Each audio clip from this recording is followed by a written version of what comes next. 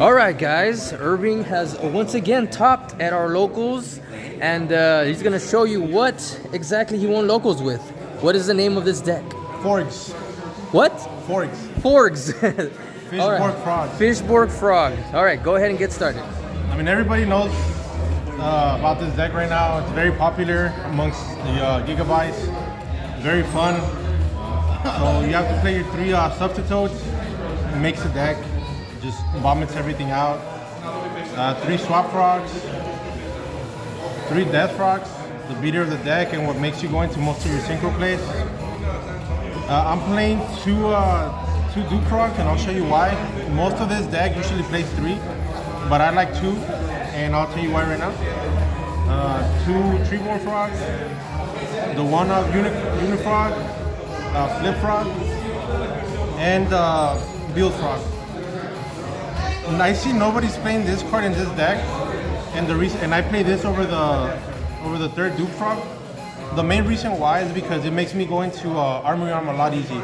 Okay. Because typically you have to have at least 3, and this guy is just 1 card in the FISHBORG.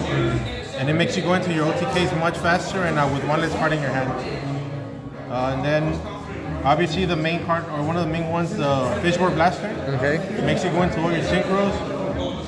It sucks that you cannot send it with Swap Frog, but you have to either get into it or Foolish Burial 1 for 1. The 2 Dandelions. Good discard fodder. It's easy to help you go and extend much further into your synchro plays. The 1 Gorge, you have to play. That's the only defense in the deck aside of the Duke Frog. For spells, the Moray of Greed. Shuffle 2 frogs or 2 water from your deck to your hand. Draw 3. Draw power. Triple salvage. You go through your deck very easily. Comes up a lot. It's more discard fodder for your FISHBORG. Triple pot of avarice. I had a duel today that I did 3 of this in 1 turn, and I did like 6 synchros in 1 turn and then shuffled everything back. 3 pot of averages in 1 turn. How many synchros in 1 turn? 6 synchros. 6 synchros in 1 turn. My God. You do the mandatory 1 for 1. Helps you go into your FISHBORG Blaster or your substitute if you don't have either one. Foolish Burial, again, FISHBORG Blaster, or if you already have it, you can send Dandelion and then just have your substitute to go into more of your combos. Brain Control, again, take control of your opponent's monster. Synchro. For game. You need Heavy Storm, Gen Tuner, MST. This is an OTK deck, and you have to get rid of their stuff to be able to push for game. So you need to seal 3. And then 3 Reckless Greed in the main. Like you didn't have enough drop power. This deck is just all gas, so you need 3. Like I said, you're gonna see them most of the time. It's very easy, and I usually resolve at least 2 every single time. So every single matchup. Yep. And those are the only traps that you have. That's for the main deck. Yeah. The only traps. For the extra deck, it's gonna be 2 Armory Arms. What makes you go for your TK, and a lot of people, like even Jar was telling him that the way this card works, that people get confused. Once you play, you can equip it to one of your opponent's monster, but you still control it. So whenever it destroys a monster, they'll take the burn damage because it's in your possession. So that's something that for people to know. Okay. And it's very easy to summon this card. Like I said, your FISHBORG Blaster and then your Beal Frog is very easy. It's a very easy way to go for it. Makes it easy to go for the Colossal OTK. So 2 of those. I left Justice. Magical Lander, all these are standards. Flamboyant Quasas, just a good piercer. You don't really go into those most of the time. Brio helps push for game. Gaianite, because in this deck, it's very easy to go into your level 6 because you play the Death Frog and the Swap Frog, so you have to play level 6s to go into this. X-Saver, Urbellum. You can, there's a lock where you can use this guy and then just keep using the Flip Frog. And then it's just basically like a block. So you send it back, attack this card, and then every turn. Right. It's a cool little. But almost it never comes out. Yeah. Black Rose, blow up the field. Or a cool thing is that you also don't have to blow up because there's times where you have a Dandelion in your graveyard and just push for game. If you don't want to go get boards or anything like that, so that's another good thing to go for. Stardust.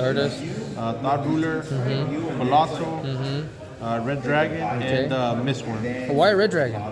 Red Dragon's for another mirror matches for decks that have a lot of defense that you can go for.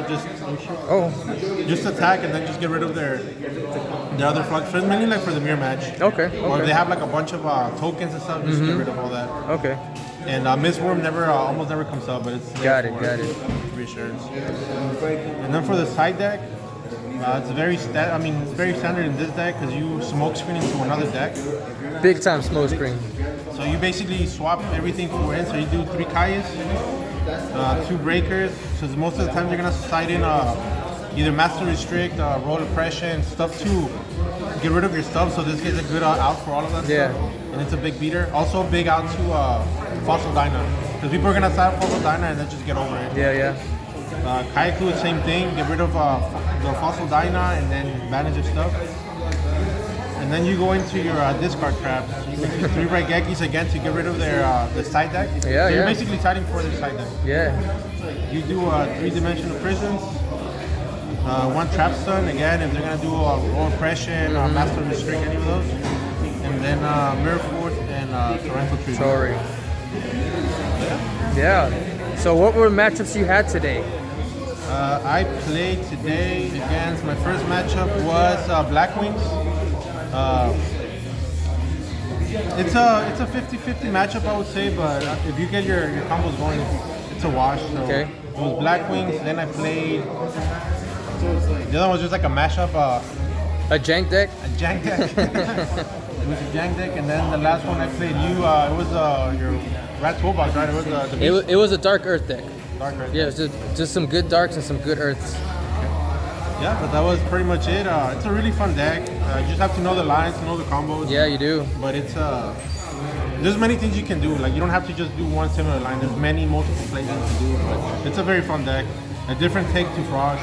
Okay. And then, like I said, the cool thing is that when you side, because they're always gonna side for FROGS. Yeah. But you go into something else. So and what exactly did you side out? If you're gonna be siding out. So usually when I side most of the stuff, depending on the matchup, I'll usually either leave those 2 out or in, but it's mainly like always gonna be the rest. So usually what I side out to play those cards, I take 2 of these out. This is basically what I take out. I take out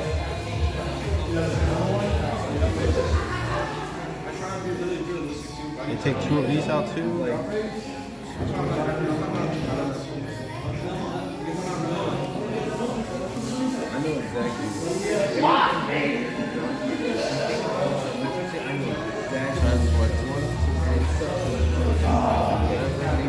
And then depending on the matchup, I'll do Gore since I'm playing the deep prisons or more trap cards.